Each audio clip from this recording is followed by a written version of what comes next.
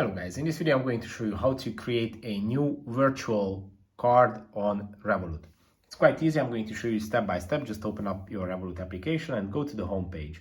On the home page, go to the top right corner of the screen where you can see this card icon, and this opens up your cards menu where you can see all your already existing debit cards. Now you just have to tap on add new, and here you can select the virtual card.